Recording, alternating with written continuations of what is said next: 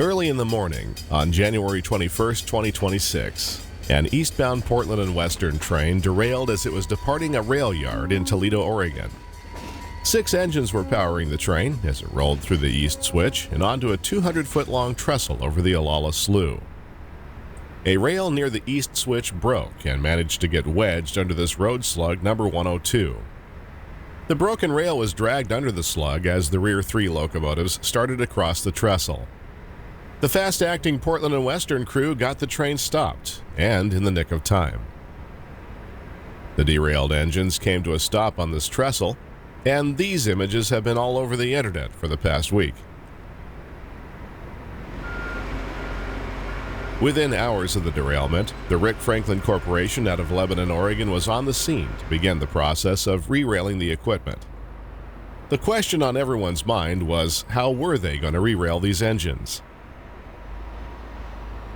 Over the next 7 days, we were able to witness the plan unfold. The plan was to build a 150-foot temporary construction bridge adjacent to the trestle. This way, heavy lift equipment could be brought alongside the derailed engines. As a precautionary measure, and to aid in the re-railing process, heavy caterpillars were brought in and tied to the locomotives with cables. The bridge work was done by Hamilton Construction out of Springfield, Oregon. And while the engines waited to be rescued, the sound of a pile driver echoed through the small town near the Oregon coast.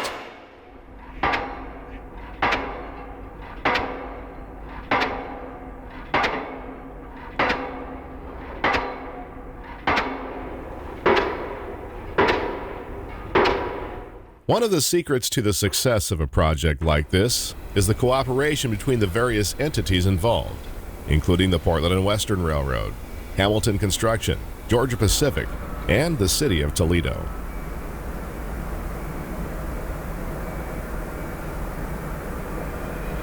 The broken rail between the east switch and the trestle was replaced and spiked down the old-fashioned way, by hand.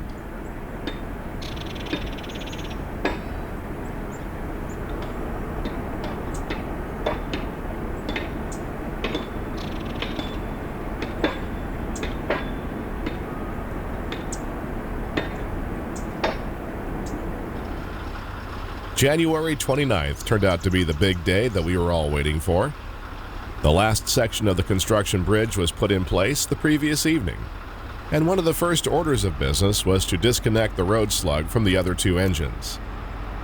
A road slug does not have its own diesel prime mover, and therefore relies on a diesel-electric locomotive to provide electricity to power the 4 traction motors on its axles. These units are designed to assist diesel locomotives in territory where high tonnage is lugged at low speeds. In this case, it's the climb to the summit of the Oregon Coast Range, nearly 40 miles to the east. Sharp curves and a grade of 2.5% gives these engines a really good workout.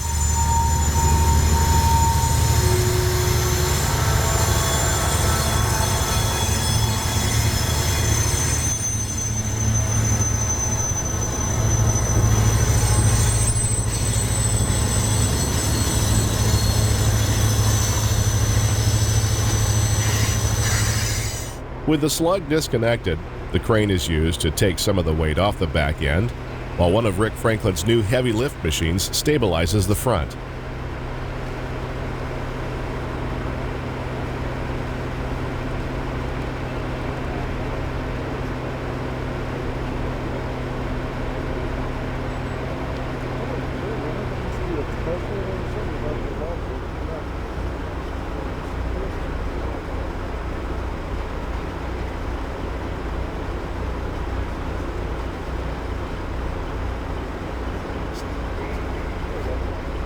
With the slug secure, a pair of side booms and another heavy lift gingerly began to raise the 3002 just enough so it can be dragged forward to the newly replaced track.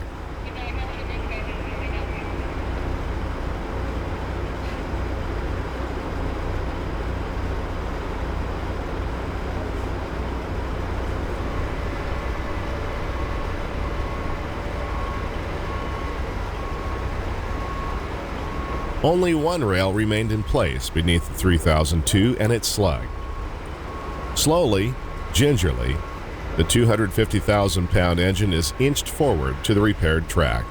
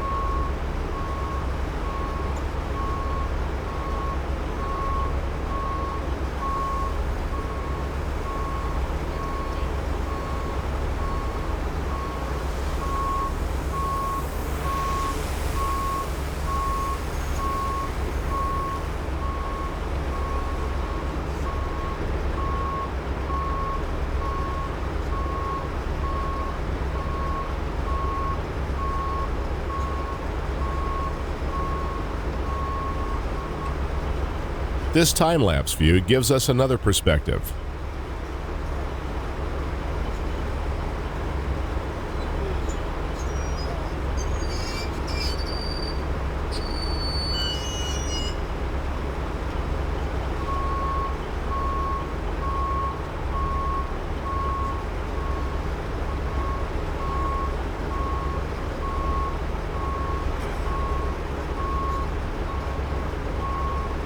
At just before 1:30 p.m., the 3002 was finally back on the rails.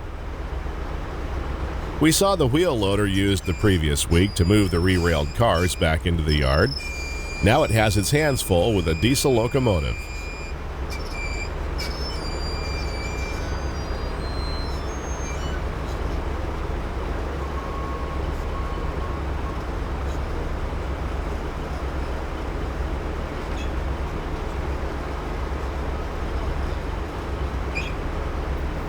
One down, two to go.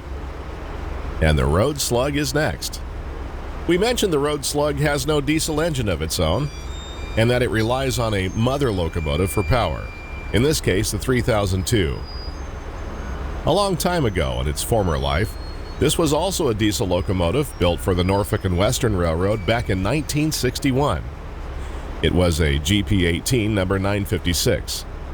Later, the NW's descendant, the Norfolk Southern, removed its diesel prime mover, its fuel tank and cab, and gave it an all-new appearance.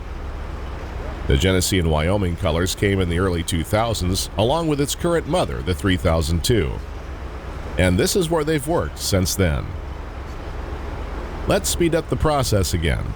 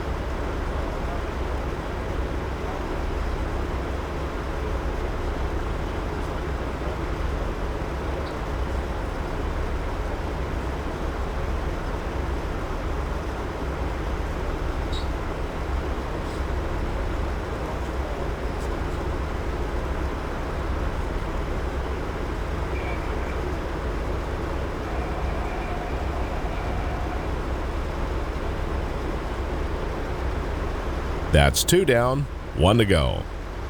The 3571 would be the easiest to re-rail, since only the front truck was off.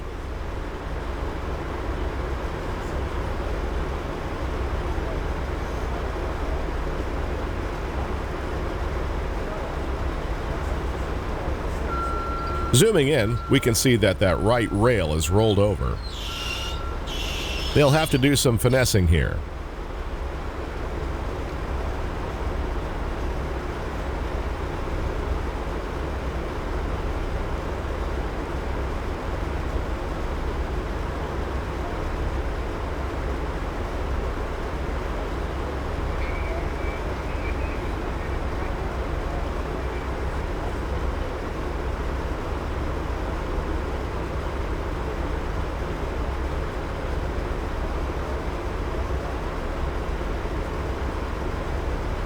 At 4:53 p.m., the last engine, GP38-2 number 3571, is back on the rails and eased off the trestle. A job well done.